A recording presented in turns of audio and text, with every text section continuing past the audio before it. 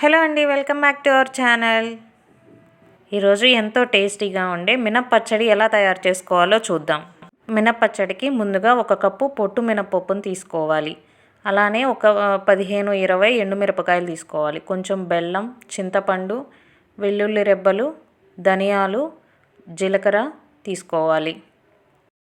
ఎండుమిరపకాయలు మీ కారానికి తగ్గట్టు తీసుకోవాలి. ముందుగా చింతపండుని నీళ్ళల్లో పెట్టుకోవాలి. ఒక ప్యాన్ పెట్టుకొని అందులో ఒక 2 స్పూన్ల ఆయిల్ వేసుకోవాలి.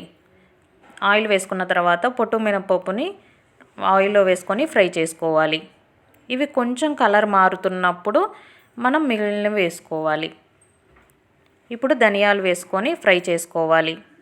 ఇవి కొంచెం వేగిన తర్వాత జీలకర్ర వేసుకోవాలి. జీలకర్ర వేసుకొని కలుపుకోవాలి. ఇలా కలుపుకున్న తర్వాత ఎండుమిరపకాయలు వేసుకోవాలి. ఎండుమిరపకాయలు కారానికి తగ్గట్టు వేసుకోవచ్చు. ఎండుమిరపకాయలు వేసుకున్న తర్వాత అటు ఇటు తిప్పుకొని కొంచెం సేపు వేగనివ్వాలి. ఎండుమిరపకాయలు కొంచెం వేగిన తర్వాత స్టవ్ ఆఫ్ చేసుకొని చల్లారిన తర్వాత మిక్సీ పట్టుకోవాలి.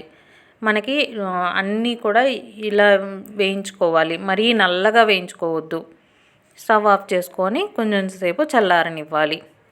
ఇందులో మనం ముందుగా ఒలిచి పెట్టుకున్నాం కదా వెల్లుల్లి రెబ్బలు కూడా వేసుకోవాలి. ఒక మిక్సీ జార్ తీసుకొని మిక్సీ జార్లోకి వేసుకోవాలి.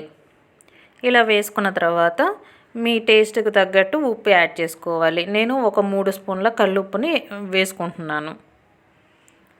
మీ టేస్ట్కి తగ్గట్టు ఉప్పు వేసుకున్న తర్వాత పొడిలాగా చేసుకోవాలి. పొడి సిద్ధమైన తర్వాత మనం ముందుగా నానబెట్టుకున్నాం కదా చింతపండుని వేసుకోవాలి. అలానే సన్నగా తరిగిన బెల్లం కూడా వేసుకోవాలి. ఇలా వేసుకొని చింతపండు నానబెట్టిన నీళ్ళు ఉంటాయి కదా, ఆ నీళ్ళని అందులో వేసుకొని మిక్సీ పట్టుకోవాలి. మీకు అందులో నీళ్ళు సరిపోలేదు అనుకుంటే ఇంకొంచెం వేసుకొని మెత్తగా చేసుకోవాలి. అంతేనండి, ఎంతో ఈజీగా అయిపోయే మినప్పచ్చడి రెడీ అయిపోయింది. దీనికి తాలింపు కూడా ఏం అవసరం లేదు, అలానే వేసుకోవచ్చు. వేడి అన్నంలో మినప్పచ్చడి వేసుకొని నెయ్యి వేసుకొని తింటుంటే టేస్ట్ సూపర్ ఉంటుంది. ఒకసారి ట్రై చేయండి. మీకు కనుక ఈ రెసిపీ నచ్చినట్లయితే please like, share and subscribe my channel. Thank you for watching.